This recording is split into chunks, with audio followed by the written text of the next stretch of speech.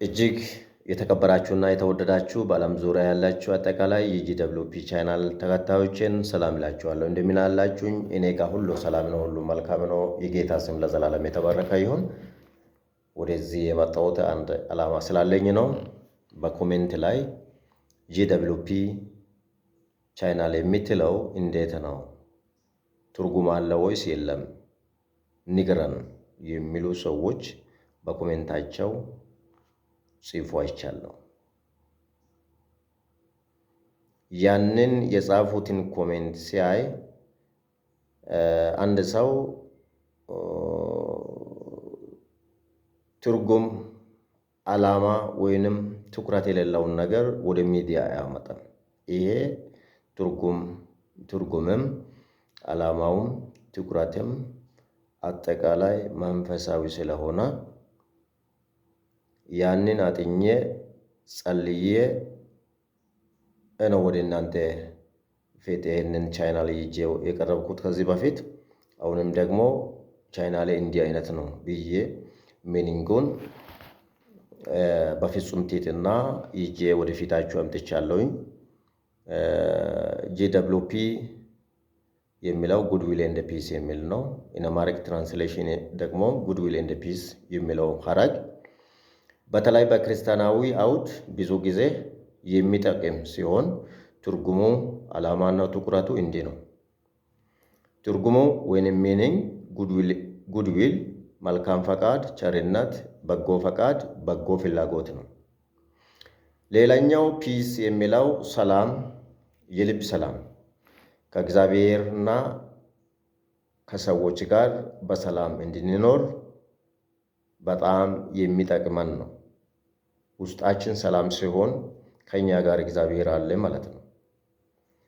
በአእምሮአችን ውስጥ ሰላም ሲኖር እግዚአብሔር በእኛ ውስጥ ያስቀመጠ ሰላም አለ ማለት ነው። ሰላም ከሁሉ የሚበልጥ እግዚአብሔር የሚወድ ለእግዚአብሔር ቤተሰብ እረፍትን የሚሰጥ ነገር ስለሆነ፣ ስለዚህ ጉድዊል ኤንድ ፒስ በአማርኛ እንዲህ ሊተረጎም ይችላል። በጎ ፈቃድና ሰላም ወይንም መልካም ፈቃድና ሰላም ተብሎ እንትን ይሆናል። ዓላማ ወይንም በእንግሊዝኛ ፐርፐስ የሚለው ይህ አገላለጽ ሰዎች እርስ በርስ በፍቅርና በቸርነት በሰላም እንዲኖሩ ያበረታታል።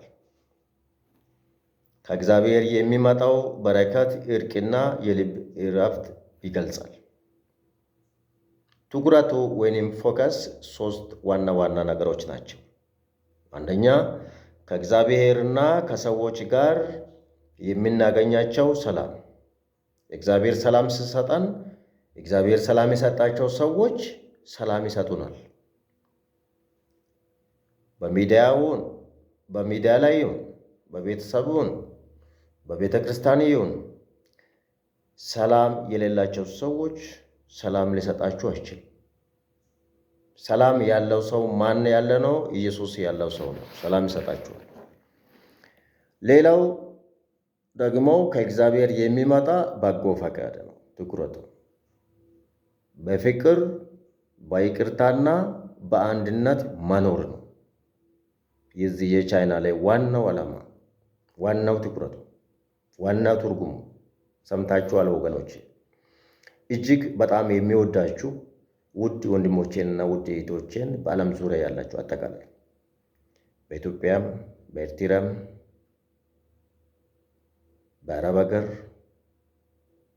በዩሮፕ በየትኛውም አገር ላይ ሆናችሁ ይህንን ድንቅ የኢትዮጵያን ላንጉዌጅ የአማርኛን ኢንስክሪፕት በትምህርትም በተለያየው ነገር የምትሰሙ መንፈሳዊ ስጦታ የሆነውን የእግዚአብሔርን እስትንፋስ የሆነውን የእግዚአብሔርን መልእክት ወንጌልን የምትሰሙ ሰዎች ይመኑኝ 100% የተባረካችሁ ናችሁ።